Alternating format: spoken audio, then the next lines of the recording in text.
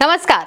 विधानसभा के अंदर का नजारा देखिए। ये जो धक्का मुक्की हो रही है ये भाजपा और कांग्रेस के विधायकों के बीच हो रही है, लेकिन ये ना ही उत्तर प्रदेश की विधानसभा है ना ही बिहार की विधानसभा है। ये विधानसभा ओडिशा की है। जी हाँ, ओडिशा राज्य की ये विधानसभा है जहां पर भारी बहुमत के साथ भाजपा की सरकार बनी थी और भाजपा ने अपना मुख्यमंत्री बैठाया था।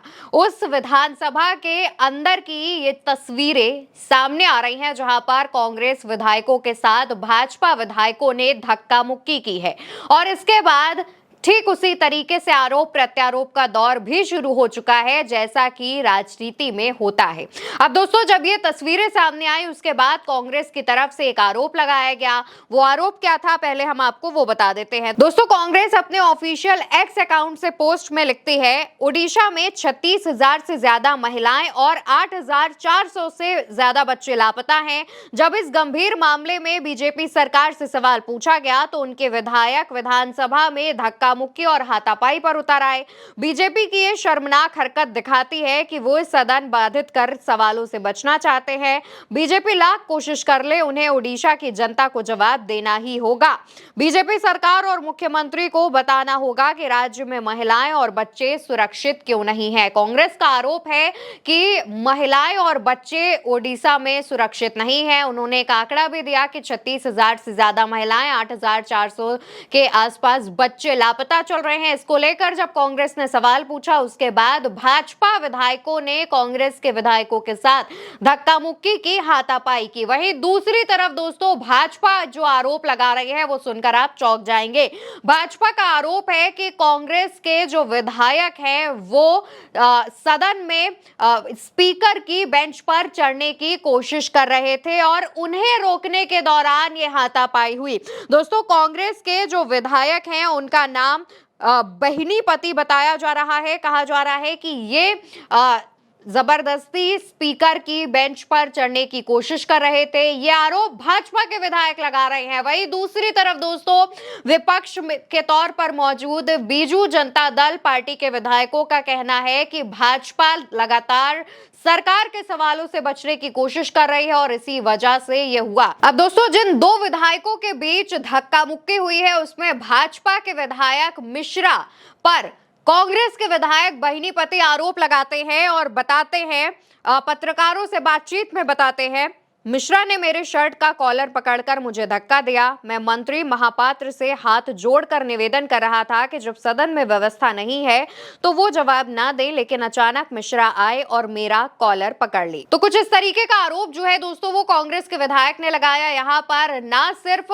सवालों से बचने की कोशिश भाजपा कर रही थी बल्कि विपक्ष के विधायकों के साथ धक्का मुक्की और हाथापाई जैसी नौबत भी आई। वहीं दूसरी तरफ भाजपा विधायक मिश्रा पर जो आरोप लग रहे हैं उनके खिलाफ एक और खबर सामने आती है। दोस्तों, संबलपुर से भाजपा के विधायक ने कहा था, मुझे ओडिशा से एक राज्य के रूप में कोई आपत्ति नहीं है, लेकिन बंदे उत्कल जन्नी गीत से मुझे आपत्ति है। अगर इसे बदलकर बंदे ओडिशा जन्नी कर दिया जाए तो मुझे कोई आपत्ति नहीं होगी।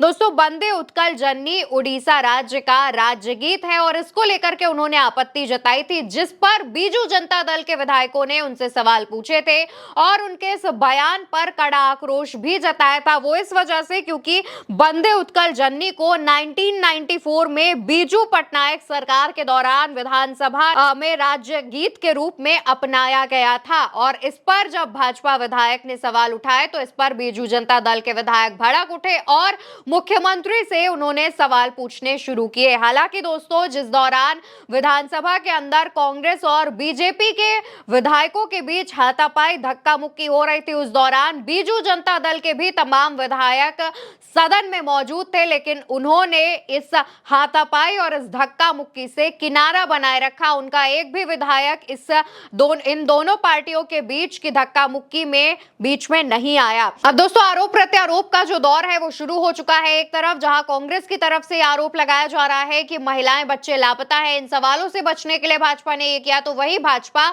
दूसरा आरोप लगा रही है। भाजपा का कहना है कि कांग्रेस कांग्रेस के विधायक जबरदस्ती कुर्सी पर चढ़ने का, मेज पर चढ़ने का प्रयास कर रहे थे, ऐसे आरोप लगाए जा रहे हैं। दूसरी तरफ दोस्तों कांग्रेस विधायक को सस्पेंड भी कर दिया गया है, ये भी खबर सामने आई है।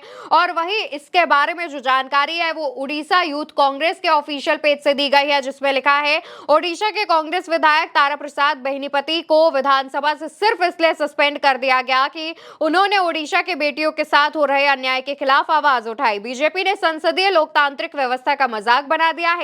इनकी तानाशाही से ओडिशा त्रस्त है, जहां जनता की पीड़ा की कोई पूछ नहीं है। हम रुकेंगे नहीं, डरेंगे नहीं, संघर्ष और बड़ा होगा।